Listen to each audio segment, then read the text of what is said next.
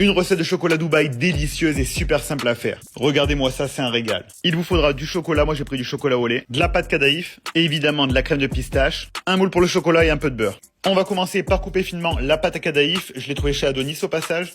Et une fois que c'est fait, on va la cuire pour la rendre croustillante. Donc je mets mes 30 g de beurre. Ensuite, je viens ajouter ma pâte Kadaïf, j'en ai mis 180 g, mais ça peut être moins suivant le croustillant recherché. Quand c'est cuit, après quelques minutes, je le mets dans un récipient. Je mets environ 4 cuillères à café de crème pistache, mais vous pouvez en mettre plus. J'en aurais mis plus si j'en avais plus par exemple. Ça dépend de la texture recherchée une fois de plus. Et je me régale au passage, évidemment. Ensuite, on mélange bien les deux, on goûte pour s'assurer qu'on se régale bien. Je fais fondre mon chocolat au micro-ondes par tranche de 30 secondes pour pas le faire brûler. On mélange bien, on regoute évidemment pour se régaler une fois de plus. Et on vient disposer notre chocolat. Donc là, c'est la moitié de la quantité totale. J'avais pris 250 g de chocolat. Donc là, j'ai versé 125 g. Je fais fondre les 125 g de chocolat restants. Comme ça, il a le temps de revenir à température tranquillement. Ensuite, je mets ma tablette au congélateur pendant 15 minutes. Comme ça, le chocolat va durcir. Je prends mon mélange pâte de pistache, Kadaïf et je viens garnir ma tablette. Regardez-moi ça, bien généreux. Et ensuite, je répartis sur le dessus la suite de mon chocolat fondu. Et de retour au congélateur pour 20-25 minutes cette fois-ci. Une fois que c'est fait, on démoule. Et la meilleure partie, on se régale, on en profite. Je te recommande de la laisser revenir à température pour encore plus te régaler. Abonne-toi.